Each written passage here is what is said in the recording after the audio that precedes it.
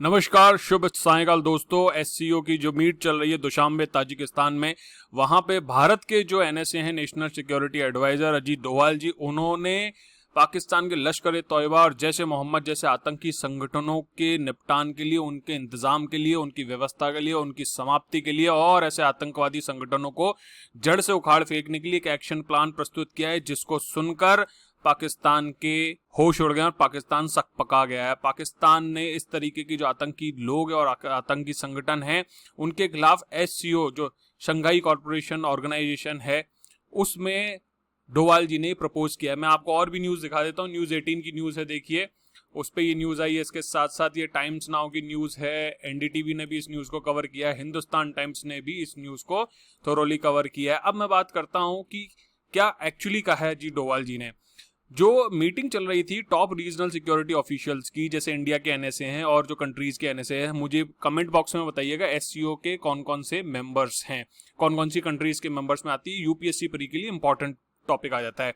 उन regional security officials के meeting के दौरान जो ताजिकिस्तान में चल रही है, उसमें उन्होंने साफ साफ कहा है कि एक एक्शन प्लान के बारे में चर्चा की। उन्होंने जो टेररिस्ट आउटफिट्स हैं, जैसे मैंने बताया लश्कर-ए-तोयबा है, जैश ए मोहम्मद है, उनके लिए एक एक्शन प्लान दिया है। और उन्होंने कहा है कि एफएटीएफ जो फाइनेंशियल एक्शन टास्क फोर्स है, उसके साथ मेमोरेंडम ऑफ अंडरस्टैंडिंग किया जाए, जिससे कि जो ये रीजनल टेररिस्ट एक्टिविटीज हैं, जो उस क्षेत्र विशेष में वर्तमान समय में जो आतंकवादी घटनाएं या फिर जो हिंसात्मक घटनाएं हो रही हैं, उनको काउंटर करने के लिए, उनकी फाइनेंसिंग को कम करने के लिए, मनी लॉन्ड्रिंग प्रोसेस को कम करने के लिए, हवाला के जो पैसा है उसको कम करने के लिए फटैफ के द्वारा एक एमओयू साइन किया जाना चाहिए। इसके साथ साथ उन्होंने ये भी कहा है कि जो यूनाइटेड नेशन की रिजोल्यूशन है इन आतंकी संगठनों से रिलेटेड, जो भी इनको बैन करने की बात है, इनके जो खाते हैं, अकाउंट्स हैं, उनको बैन करने की बात है, इनके जिस तरीके की गतिविधि है, जो अदर सदस्य हैं उनके अकाउंट को बंद करने की बात है, या जो इनसे रिलेटेड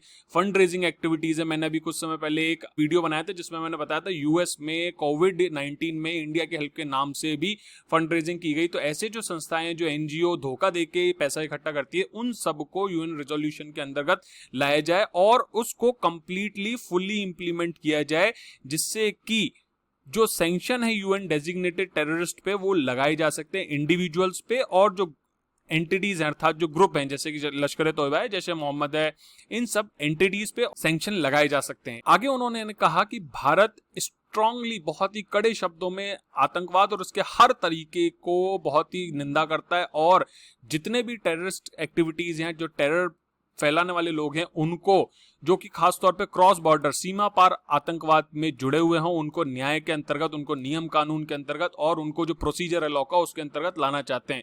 इसके साथ साथ उनका जो फोकस है वो बहुत ज्यादा है। उन्होंने कहा है कि वर्तमान समय में जो टेररिस्ट हैं, जो टेररिस्ट ऑर्गेनाइजेशन है, वो नई नई टेक्नोलॉजीज को यूज कर रही है, डार्क वेब के माध्यम से अपना फाइनेंसिंग कर रही है। जैसे डार्क वेब में आप लोगों ने सुना भी होगा कि जो मादक पदार्थों की तस्करी है वो डार्क वेब के माध्यम से होती है। इसके साथ साथ वो जो पैसा है वो टेररिस्ट ऑर्गेनाइजेशन की तरफ जाता है। आईसिस जो संस्था थी, उसने डार्क वेब के माध्यम से न केवल मादक पदार्थों की तस्करी की, बल्कि जो मानव तस्करी है, महिलाओं की तस्करी है वो भी है, और हथियारों की जो तस्करी है वो भी करती है। इसके साथ साथ आतंकवादी संगठन है वो ड्रोन्स के माध्यम से भी वेपन्स की जो हथियार उनकी तस्करी कर रहे हैं। इसके साथ साथ डोवाल जी ने रीजनल कनेक्टिविटी को भी फोकस में लेके आया। उन्होंने कहा कि जैसे चावर पोर्ट जैसी जो कनेक्टिविटी है, उससे जो क्षेत्रीय लोग हैं उनको जोड़ा जाना चाहिए, जिससे कि कोऑर्डिनेशन कर सकते हैं, बेटर रिलेशन कर सकते हैं, और जो आतंकी गतिविधियां हैं उनको भी आप बेटर तरीके से कंट्रोल कर सकते हैं। इसके साथ साथ उन्होंने रीजनल एयर कॉरिडोर्स की भी बात की है, लेकिन इसके साथ साथ उन्होंने चेतावनी देते हुए ये भी कहा है कि हमें सोवरेनिटी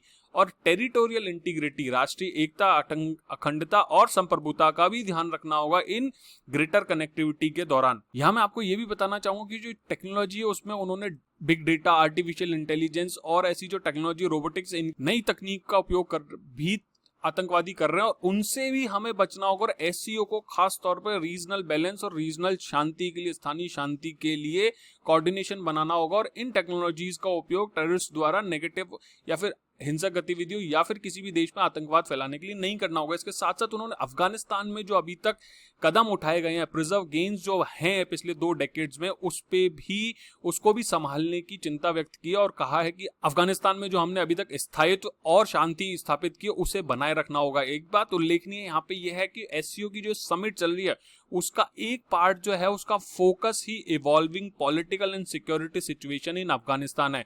जैसे कि हम सबको पता है कि यूएस जो ट्रूप्स हैं वो अफगानिस्तान से निकल रहे हैं और उसी कारण तालिबान ने अफगानिस्तान में हिंसक गतिविधियों की बम्बार्डिंग कर दी है। साथ ही साथ वो पाकिस्तान में हफ्ता वसूली भी करता जा रहा है, तो उसका फाइनेंस भी बैलेंस होता जा रहा है।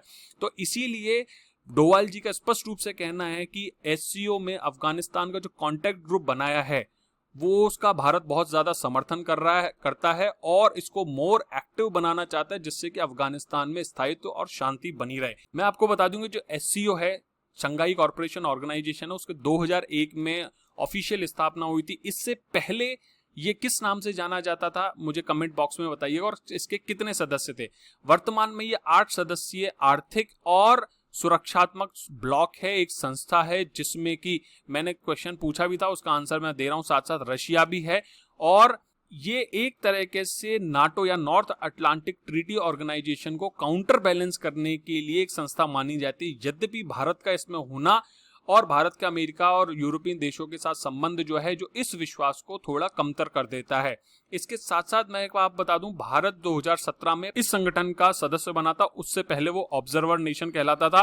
पाकिस्तान किस वर्ष इस संस्था का सदस्य बना, मुझे कमेंट बॉक्स में बताइएगा। तो आज के लिए इतना ही काफी है दोस्तों। जय हिंद, जय भारत।